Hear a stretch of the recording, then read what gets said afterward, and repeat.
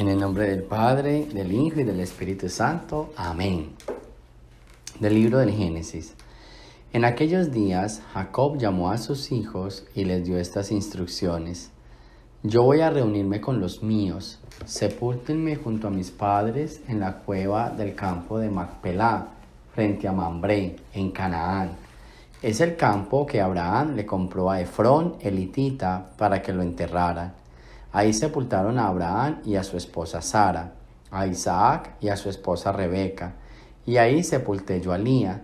Cuando terminó de dar este encargo a sus hijos, Jacob expiró y fue a reunirse con los suyos. Los hermanos de José, al ver que había muerto su padre, dijeron: a ver si José no nos guarda rencor y no nos hace pagar todo el daño que le hicimos. Por eso le mandaron este recado: antes de morir tu padre nos encargó que te dijéramos esto. Perdona por favor a tus hermanos su crimen, su pecado y el daño que te hicieron. También nosotros, siervos del Dios de tu padre, te pedimos que nos perdones. Cuando José oyó el recado, se puso a llorar. Fueron después sus hermanos personalmente a verlo y postrados ante él le dijeron: aquí nos tienes, somos esclavos tuyos. José le replicó: no tengan miedo, ¿podemos acaso oponernos a los designios de Dios? Ustedes quisieron hacerme daño, pero Dios lo convirtió en un bien para hacer sobrevivir a un pueblo numeroso, como pueden ver. Así que no tengan miedo, yo los mantendré a ustedes y a sus pequeñuelos. Y los consoló y les habló con mucho cariño. José permaneció en Egipto junto con la familia de su padre y vivió hasta los 110 años. Vio a los bisnietos de Efraín y en sus brazos nacieron los hijos de Maquir, hijo de Manasés.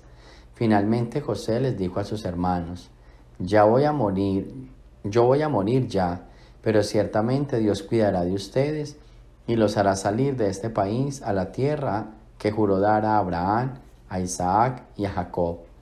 José los hizo jurar diciendo: cuando Dios los haga salir de esta tierra, se llevarán mis huesos de aquí. Y luego murió José. Palabra de Dios. Del Santo Evangelio según San Mateo. En aquel tiempo Jesús dijo a sus apóstoles: el discípulo no es más que el maestro, ni el criado más que su señor. Le basta al discípulo ser como su maestro y al criado ser como su señor. Si al señor de la casa lo han llamado Satanás, ¿qué no dirán de sus servidores?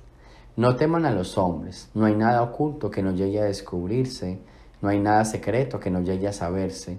Lo que les digo de noche, repítanlo en pleno día, y lo que les digo al oído, pregónenlo desde las azoteas. No tengan miedo a los que matan el cuerpo, pero no pueden matar el alma. Teman más bien a quien puede arrojar al lugar del castigo el alma y el cuerpo. ¿No es verdad que se venden 2 pajarillos por una moneda? Sin embargo, ni uno solo de ellos cae por tierra si no lo permite el Padre. En cuanto a ustedes, hasta los cabellos de su cabeza están contados. Por lo tanto, no tengan miedo, porque ustedes valen mucho más que todos los pájaros del mundo. A quien me reconozca delante de los hombres, yo también lo reconoceré ante mi Padre que está en los cielos. Pero al que me niegue delante de los hombres, yo también lo negaré ante mi Padre que está en los cielos. Palabra del Señor. Bueno, nos encontramos en la primera lectura con algo bien interesante, y es el tema de la conciencia, ¿sí? A uno le pesa mucho la conciencia y de hecho uno de las situaciones más difíciles en el momento del perdón no es que Dios lo perdone a uno, sino que uno pueda perdonarse. Esto le pasó a los hermanos de José. Ya José los había perdonado, pero aún así cuando muere el papá, cuando muere Jacob, los hermanos tuvieron miedo de que José cobrara venganza, tomara alguna represalia contra ellos. Para mí ese tema es de la conciencia. Porque muchas veces en la vida uno se confiesa y siente el perdón de Dios. Pero cuando siente el perdón de Dios, de todas maneras le queda a uno como cierta duda. Le queda a uno como, ¿y si será que Dios me perdonó? Y por eso muchas personas cuando se confiesan, se les perdonan los pecados y con el tiempo vuelven y confiesan ese pecado. Esos son los hermanos de José, que ya habían sido perdonados, que ya les habían dado la bendición, pero que vuelve y juega otra vez. ¿Sí ven? Entonces una enseñanza que podemos sacar de aquí, de esta primera lectura, es nunca dudes del poder, o nunca dudes de la bendición, o nunca dudes del perdón de Dios. No permitas que tu conciencia te juegue una mala pasada. Si ya Dios te perdonó, Él no te va a volver a cobrar eso. Si ya Dios te dio la paz que necesitaba tu corazón y te dio la tranquilidad, Él no te va a volver a decir nada. Es más un juego de conciencia. Por eso tenemos que luchar siempre contra la conciencia. Mucho cuidado. Siempre lo he dicho, por ejemplo, en temas como el aborto, que las mujeres o también los hombres se perdonan de un aborto en los cuales practicaron o participaron y Dios los perdona, pero con el tiempo vuelve y juega. ¿Será que Dios sí me perdonó? Y vuelven y cuentan, yo aborté, yo ya lo confesé, pero yo le quiero volver a decir. Esa es la duda de los hermanos de José. Así que pidámosle a Dios a través de esta lectura que nos elimine esa duda. Yo lo llamo dudar del amor de Dios, y eso sí es pecado. Si Dios te perdonó, si Dios te ama, si Dios ya te reconcilió, no dudes de ese amor. Porque entonces qué triste sería como, si será que Dios me ama, Dios se va a poner muy triste cuando dudamos de ese perdón. Así que no dudes del amor de Dios. Un amor basado en el perdón, un amor basado en la reconciliación, un amor basado en la gracia. Todo se llama amor. Así que a partir de ahora, lucha con tu conciencia y no vuelvas a dudar del amor de Dios. Después viene el Evangelio, y el Evangelio de Mateo nos cuenta varias cosas. Primero, Jesús dice, no es el discípulo más que el maestro, y si al maestro lo han llamado Satanás, ¿qué no van a decir de sus servidores? A mí me gusta mucho esa frase, porque uno muchas veces en la vida quisiera hacer el bien lo mejor posible, quisiera hacer las cosas bien, pero a veces uno como que se aburre porque no, es que no me tratan bien, es que hablan mal de mí. Sí, pero si así lo hicieron con el maestro, ¿qué se puede esperar que hagan con los discípulos?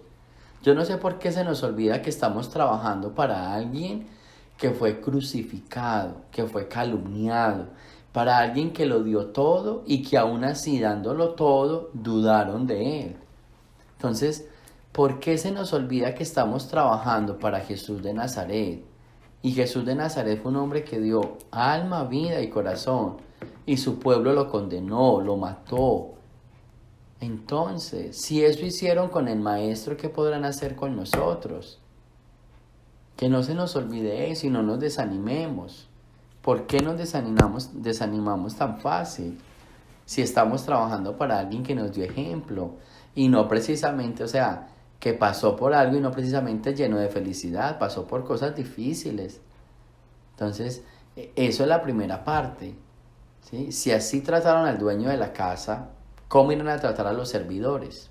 ¿Sí ven? Esa es la frase de Jesús. Así que no nos desanimemos por algún momento que quizás pasamos en la vida y que no es tan agradable. Después viene todo este tema del cuerpo y el alma. Jesús nos dice, no tengan miedo a los que pueden matar el cuerpo y no el alma. Ténganle más bien a aquellos que tengan el control del cuerpo y el alma, ¿sí? Las dos cosas.